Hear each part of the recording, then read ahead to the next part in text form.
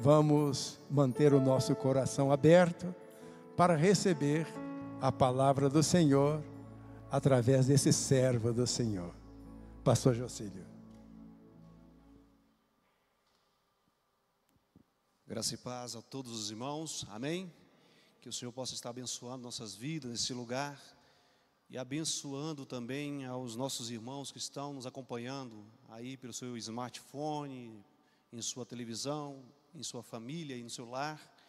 Como já foi mencionado aqui pelo pastor Moisés, que o Senhor possa encontrar a cada coração, encher de graça, de alegria, de consolo, e que possamos ser edificados nessa ocasião. Meus irmãos, eu quero convidar vocês a abrirem as suas Bíblias no Evangelho de Lucas, Evangelho segundo escreveu Lucas, capítulo 15 de Lucas.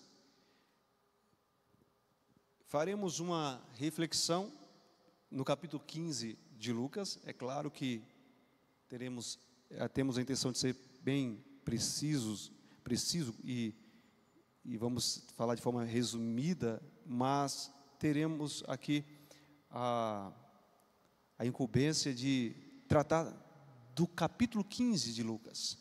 Capítulo 15 de Lucas, vamos ler nesse primeiro momento, meus amados, para a abertura da nossa mensagem, apenas os 2 primeiros versos, amém? Capítulo 15 de Lucas, versos 1 e 2, aonde a palavra do nosso Senhor nos diz assim: aproximavam-se de Jesus todos os publicanos e pecadores para o ouvir. Murmuravam os fariseus e os escribas, dizendo: este recebe pecadores e come com eles. Vamos orar mais uma vez. Senhor Deus bendito, obrigado por nos unir mais uma vez em Tua presença. Obrigado, Senhor amado, pela oportunidade de estarmos, meu Pai amado, adorando ao Senhor, bendizendo o Teu nome. Obrigado por Tua palavra, Senhor. Pedimos ao Senhor nesta ocasião, meu Deus amado, que o Senhor possa nos usar por Tua infinita graça e misericórdia, para que possamos ser, meu Pai amado, Deus Santo, um canal de bênção, meu Pai amado, Deus Santo, para a vida dos nossos irmãos que estão nos ouvindo nesse momento. Pedimos essa graça e Te agradecemos porque sabemos que o Senhor o fará, em nome de Jesus, amém. Podeis sentar os irmãos que estão de pé? Amados irmãos, o capítulo 15 de Lucas é, na verdade, um só discurso. Apesar de termos aqui 3 parábolas, nós precisamos concordar, temos de concordar, que essas parábolas, elas não apenas diz respeito umas às outras, como elas estão interagindo, elas estão, na verdade, atreladas, elas estão se relacionando intimamente uma com as outras. Nós vamos encontrar, depois dos versos que nós lemos, o verso 1 e 2, aonde vai mostrar exatamente essas 2 espécies de pessoas, ou vamos usar outro termo, esses 2 tipos de pessoas, que exatamente é o foco dessas 3 parábolas mencionadas ao longo de todo o capítulo 15 de Lucas. Ela está sendo mencionada, essas pessoas estão sendo mencionadas aqui nos 2 primeiros versos que nós lemos. Esses 2 tipos de pessoas são aqui: os publicanos e pecadores, aqueles que eram rejeitados pela elite religiosa de Israel naquela época, na época de Cristo. E vemos o outro grupo, o outro tipo aqui, que são exatamente os fariseus e os escribas, os doutores da lei. Nós vamos perceber que esses religiosos, eles tinham um problema que está sendo sempre evidenciado nos evangelhos e sempre denunciado por Jesus. E o problema se trata de um exclusivismo exagerado, de um extremo exclusivismo, onde eles se viam como a representação de Deus na terra e ninguém mais poderia falar em nome de Deus. E essas pessoas, elas eram tão exclusivistas que elas pouco abria-se para ajudar outras pessoas a virem a Deus.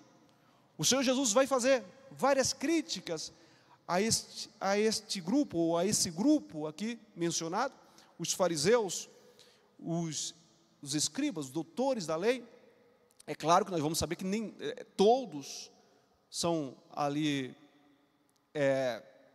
um problema, mas a maioria, a grande maioria predominante, era um problema para aquela religião, a religião judaica da época de Cristo. Então, já conseguimos aqui distinguir os dois grupos a quem se referem aqui a estas parábolas mencionadas no capítulo 15 de Lucas. Nós podemos aqui repetir: os publicanos e pecadores.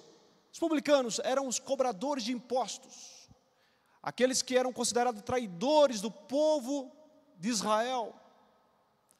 Eles eram tão odiados pela maioria dos judeus da época, que era até perigoso para eles irem em público. Eles também não eram bem vistos nos ritos religiosos, pois eram considerados pecadores. E aqui pecadores é uma forma mais genérica, abrangente, pode se referir a pecadores mesmo, pessoas que, por viverem uma vida de pecado, de desobediência às leis ali, as leis de Deus daquela época, eram também rejeitados, não convidados ao arrependimento, mas eram rejeitados e acusados com muita veemência naquela época. Então, nós vamos ver que o verso 3 vai começar a parábola da ovelha perdida. Nós não vamos nos ater aqui às duas primeiras parábolas, mas nós pretendemos ler com vocês os versos referentes a estas duas parábolas.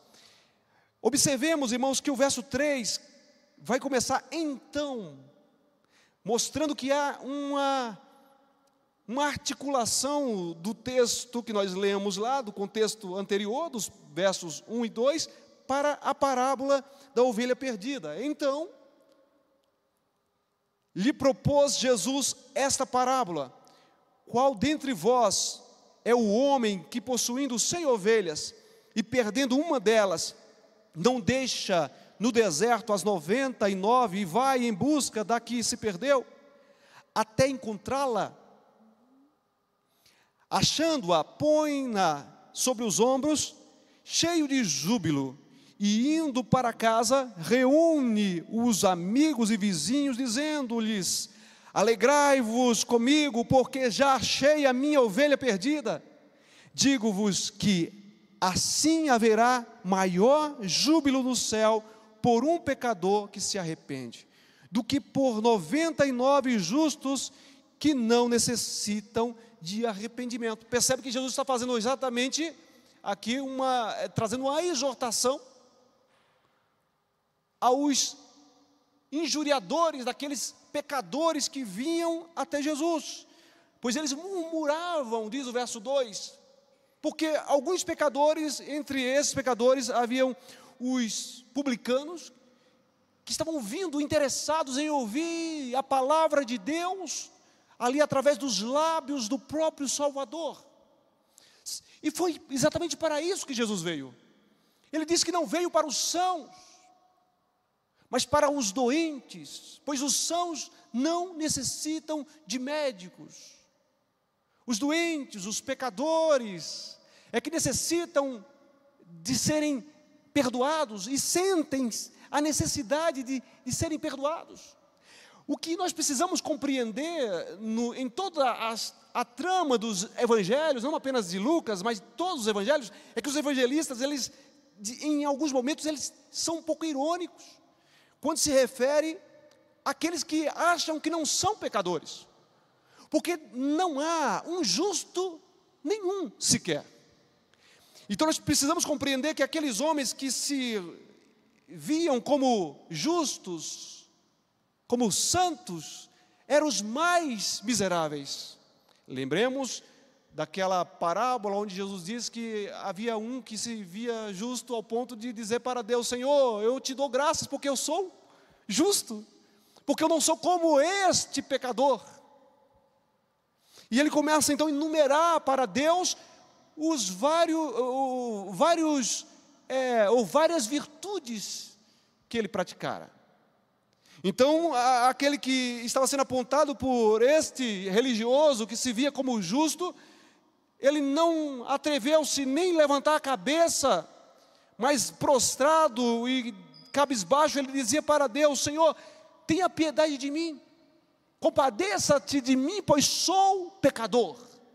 Então Jesus pergunta: quem desses dois homens foi justificado? É claro, todos ecoaram o segundo.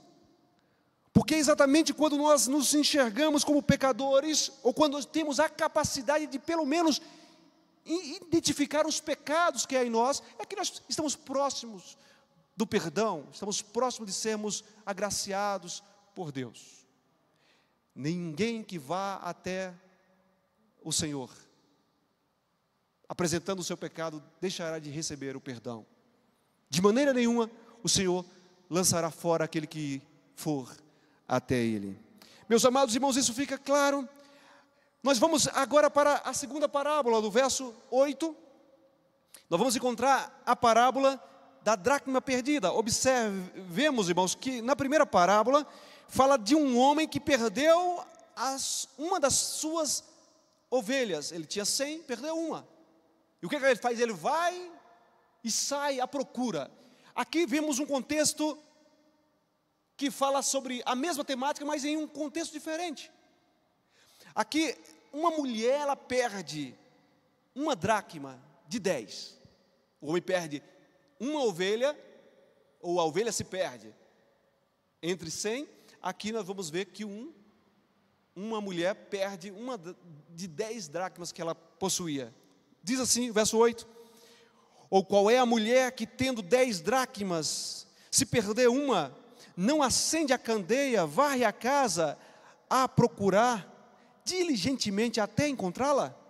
E tendo-a achado, reúne as amigas e vizinhas, dizendo: alegrai-vos comigo, porque achei a dracma que eu tinha perdido.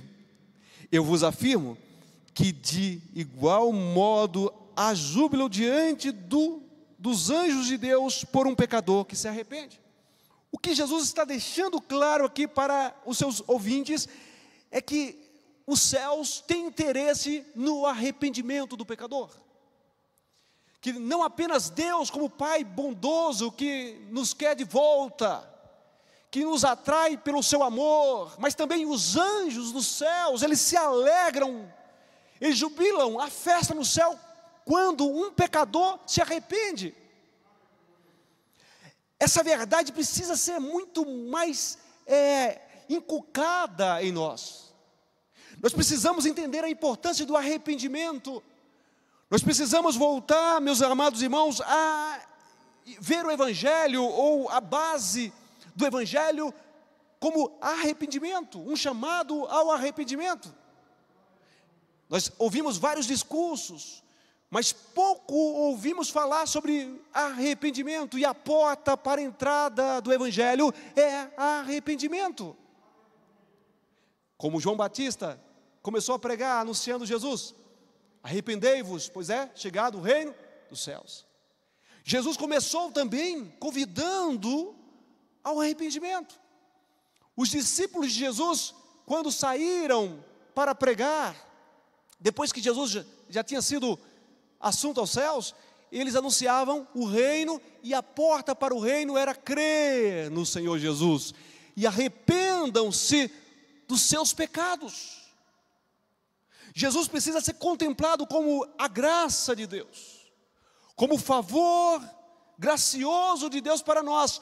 Mas nós precisamos entender que não há manifestação desse favor se não for por meio do arrependimento, porque é exatamente por isso que Ele morreu.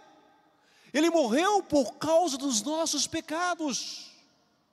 Se o indivíduo não se encontrar com o seu pecado, ele não poderá se encontrar com a cruz de Cristo e, consequentemente, ele não poderá entrar nos céus. Ele, para contemplar os céus e para, de fato, começar a caminhar para os céus, precisa primeiro enxergar o inferno, pois ele está em um estado de culpa. O indivíduo, em seu estado natural, ele está em um estado de culpa, de miséria, de degradação. E somente através do sangue de Jesus Cristo e do verdadeiro arrependimento que a fé vai gerar nesse indivíduo, é que ele vai voltar-se para Deus. Meus amados irmãos, então nós percebemos que as duas parábolas falam sobre o mesmo assunto, sobre o pecador que se arrepende, sobre um Deus que deseja ver esses pecadores se arrependendo, sobre a festa que há e o convite a rejubilarem lá no céu, quando um pecador se arrepende. Agora no verso 11 nós entendemos que há uma fusão dessas duas parábolas. De certa forma, o evangelista ele coloca as parábolas de uma forma bem arranjada para que a terceira parábola ela esteja, de certo modo, referindo a parábola da ovelha perdida como a parábola da dracma perdida. Observemos que ele está falando sobre o mesmo assunto quando ele diz no verso 11, continuou. Talvez em sua Bíblia ou outra versão tenha uma outra palavra, mas a intenção é a mesma. Continuou. Ele não parou o discurso, ele continua falando. Certo homem tinha 2 filhos. E o filho mais novo desse homem chegou então a ele e disse: olha, pai, eu desejo a parte que me cabe nos meus bens, nos bens. O que ele diz para o pai é: pai, eu quero que o Senhor me divida a herança comigo agora. O certo é o filho esperar que o pai morra antes que a herança seja dividida, mas aquele precipitou-se. O que isso nos ensina? Isso ensina, meus irmãos, que nós temos que tomar muito cuidado, pois esse foi o pecado de Adão. O que a serpente, Satanás ali, quando utilizou-se da serpente para enganar Eva e depois Adão, o argumento dele era exatamente isso: torna-se independente. Você pode ser igual a Deus, porque então fica sujeito a Deus.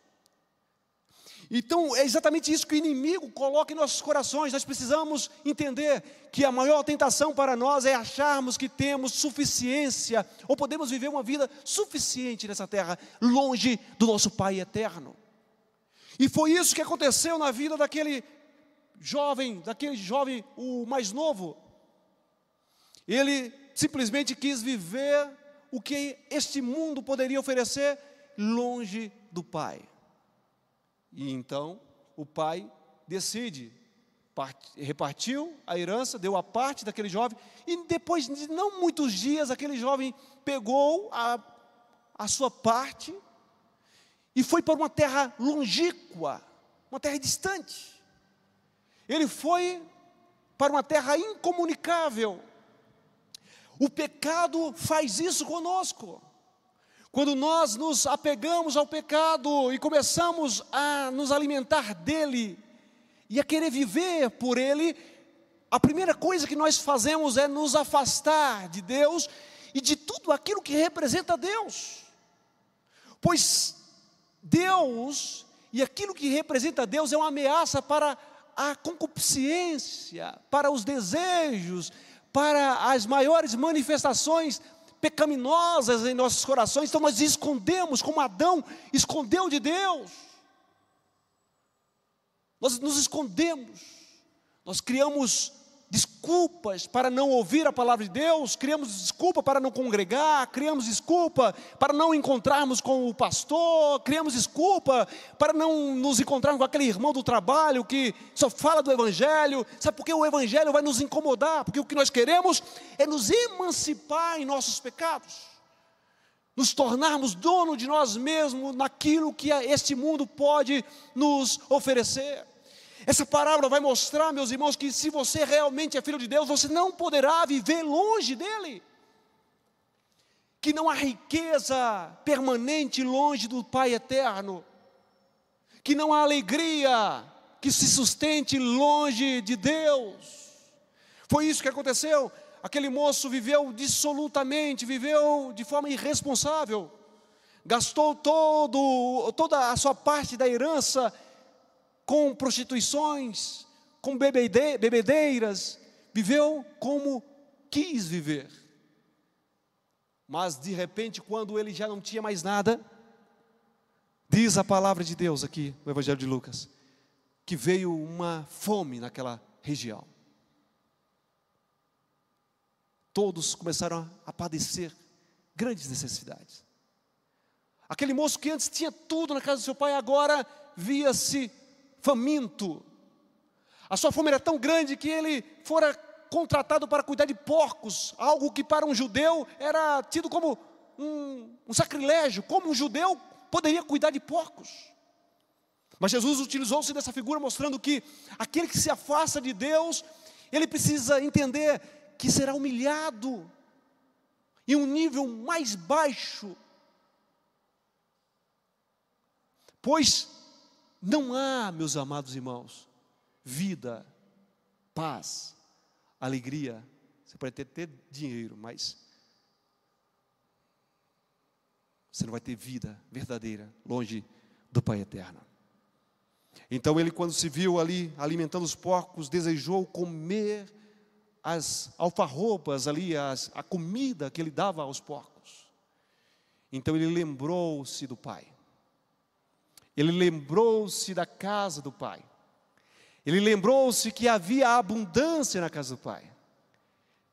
Ele lembrou-se que na casa do Pai, gracioso, bondoso, até os empregados têm comida em abundância. E ele disse: olha, o que eu estou fazendo aqui? O meu Pai é generoso. O meu Pai é gracioso. Até os empregados dele têm comida em abundância e eu estou morrendo de fome. Eu vou deixar o orgulho de lado. Levantar-me-ei e irei ter com meu pai e vou dizer para ele: Pai, pequei contra os céus e contra ti. Eu já não sou mais digno de ser chamado teu filho, mas tenha-me como um empregado. O homem arrependido não é aquele que fica lá longe, cheio de amarguras, cheio de remorsos, e dizendo: olha como era bom quando eu estava na casa do Pai, como era bom me reunir com os irmãos, como era bom me deleitar no Senhor, me alegrar nele. Não, um homem arrependido é um homem que decide: eu vou me levantar e vou até o meu pai, pois o meu pai é gracioso, e eu tenho certeza que se ele não me receber como filho, lançar-me fora, ele não irá. Eu falo com você nessa noite, nessa ocasião, eu não sei qual é o seu estado, porque nós vamos perceber que aqui, não apenas aquele jovem, o mais novo, filho daquele pai, o mais novo que vai embora, que está perdido, mas nós vamos perceber no final da parábola que o mais velho está igualmente perdido. O filho perdeu a alegria quando saiu, o mais novo perdeu a alegria quando saiu da casa do pai. O mais velho já tinha perdido há muito tempo ali, debaixo do nariz do próprio pai. O filho mais novo quis emancipar-se e apropriar-se antecipadamente da herança do pai. O mais velho não via em direito algum sobre o que o pai possuía. Ele não se via como filho, ele se via como um empregado. Então diz a palavra que ele levantou e foi. E o que é mais interessante é o evangelista deixar claro nas palavras de Jesus que ao longe o pai já esperava o filho. E ao longe o pai viu o filho vindo ao seu encontro. Talvez agora desfigurado, em uma roupa maltrapilha, uma roupa em trapos. Mas o pai reconheceu o filho. O pai não foi interpelado por alguém, o pai não foi ali chamado por alguém dizendo: olha, vem ver, seu filho está voltando. Não, o pai estava olhando para a estrada, e no momento que o filho despontou ao longe, ele viu o filho indo, e ele não esperou o filho vir para humilhá-lo, para dizer: olha, não falei que você não deveria ir, não. Mas diz a palavra que ele saiu correndo ao encontro do filho e o abraçou. O nosso Pai eterno é esse Deus de amor e de misericórdia. E nós nos tornamos às vezes tão duros com os outros e não conseguimos enxergar a miséria dos nossos pecados. O que Jesus está nos ensinando é olhar para nós mesmos, olhemos para nós mesmos, antes de apontar o pecado dos nossos irmãos. Vejamos as nossas faltas, pois somente elas nos interessam. Paulo faz um alerta quando ele escreve a sua primeira epístola aos Coríntios. Ele diz lá no capítulo 11, no momento daquele texto que nos arremete à Santa Ceia, ele diz: olha, examinai cada um a si mesmo. E nós perdemos tanto tempo examinando os outros que deixamos de examinar a nós mesmos. Quando o pai então recebe, beija, abraça aquele filho, o filho começa a querer falar e o pai não mais permite, porque o pai sabia quais as razões que trouxeram aquele filho de volta. Então o filho diz: pai, pequei contra os céus e pequei contra ti, já não sou mais digno. Antes que o filho complete todo o discurso que ele havia pensado em dizer, o pai já disse para um dos empregados: olha, vai lá e mata um novilho cevado. Vai lá, traga roupas limpas e novas para o meu filho. Vai lá, pegue um anel para ele. Vou honrar novamente o meu filho. Vou dar o meu nome novamente para ele. Pega lá uma sandália, pois ele não é escravo, ele é filho. Pega uma sandália, coloque nos pés dele.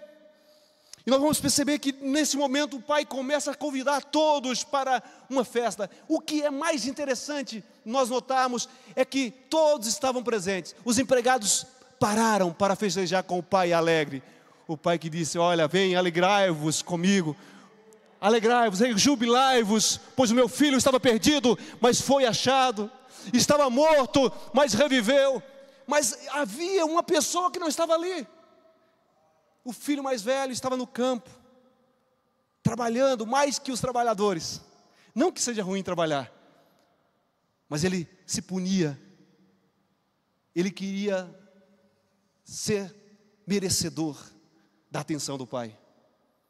Ele queria que o pai olhasse para ele e dissesse: olha, de fato esse filho me agrada mais do que aquele outro. Mas Deus não olha para nós dessa forma, meus irmãos. Para Deus somos todos filhos. Amém, meus irmãos? Amém. E o prêmio de se fazer algo bom já é o ato de fazer algo bom, não é o que virá depois. O prêmio de fazer a obra de Deus não é o resultado que ela vai produzir, mas o ato de fazer a obra de Deus já é o grande prêmio, já nos deveria encher de satisfação. E quantos estão fazendo a obra de Deus querendo alguma coisa em troca? O que você fez para merecer a salvação, se não pecar? Por que quando você dá o dízimo na igreja, você quer que Deus faça alguma coisa a mais? Você já está dando porque Deus foi gracioso, te deu vida, saúde. Você deu daquilo que Deus já te deu. Nós não damos para Deus nos dar, nós damos daquilo que Deus nos deu. Isso é fidelidade, isso é gratidão. Porque quando você faz um ato de justiça, um ato bom, você fica esperando que alguma coisa boa aconteça. O bom já aconteceu, Deus te deu condições de fazer algo bom. Isso é evangelho. Isso é evangelho, meus irmãos.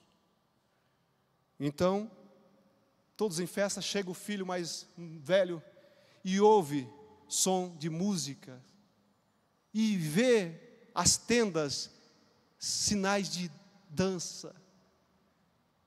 Então ele pergunta para um dos servos ali, dos empregados: o que está acontecendo? Eu estou trabalhando, dia duro desse, chega em casa, está festa, o que está acontecendo? Olha, você não sabia? O seu irmão, o teu irmão, voltou são e salvo. E o teu pai está feliz, mandou até matar um novilho cevado. O que gera uma indignação profunda naquele irmão mais velho. Então ele fica longe, ali fora, emburrado. Ao que o pai sai para persuadi-lo ou dissuadi-lo a entrar na festa. E insiste com ele: filho, entra, meu filho, vem se alegrar comigo. Vem se alegrar comigo. E ele: não, pai. Quantos anos eu te sirvo? Olha a visão que ele tinha do pai. Quantos anos eu te sirvo, sem jamais transgredir nenhum dos seus mandamentos, ou das suas leis, ou das suas ordens. Era assim que ele viu o pai, como um senhor que dava ordem e ele cumpria. Ele era legalista, e da mesma forma que os fariseus e os escribas. Ele era exclusivista, só eu tenho direito, e ele era legalista. Eu faço por merecer. Se eu estou crescendo, se eu sou salvo hoje, se eu estou bem com Deus hoje, porque eu paguei um preço. Não conheceu a graça de Deus. E o pai diz: filho, e eles: olha, pai, eu te sirvo há muitos anos e o Senhor não me deu um cabrito sequer para me alegrar com os meus amigos. Mas vindo agora esse teu filho, olha o que ele diz: teu filho, não meu irmão, mas teu filho. O Senhor se alegra tanto, pai, ao ponto de mandar matar o novilho cevado e dar-lhe uma festa. O pai olha para o filho com amor e diz: filho, tu sempre esteve comigo. Você sempre esteve comigo. Tudo que é meu é teu. Mas será que não é justo que nós nos alegremos com o teu irmão, pois ele estava perdido, mas foi achado, estava morto, mas reviveu? É assim que nós precisamos compreender as coisas. Aquelas pessoas que distanciaram e que se afastaram, eles estão perdendo. Nós temos o privilégio que eles não têm. Por que disputar agora quem merece mais? Nós já temos recebido do Senhor, meus irmãos. Eu peço a Deus essa noite, nessa ocasião, que possa abençoar a sua vida, que Ele possa te fazer enxergar aqui você mesmo em todas essas palavras. E vamos tomar cuidado, porque somos às vezes tentados a deixar o Pai, ou nos perder dentro da casa do Pai. Vamos fazer mais uma oração. Ó Deus, obrigado, meu Deus Santo.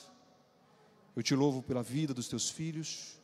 Te agradeço, meu Pai Santo, pela vida de cada um que estão aqui presente, meu Pai Santo, e dos que estão longe, dos que estão nos acompanhando, meu Pai Santo, pela internet. Que o Senhor possa abençoá-los. Aqueles que ouviram esta palavra, meu Pai Santo, e precisam se arrepender, meu Deus, que o Senhor possa gerar arrependimento no coração de cada um, Senhor. Que o Senhor possa trazê-los de volta para a Tua presença, é o que nós te pedimos, em nome de Jesus. Amém.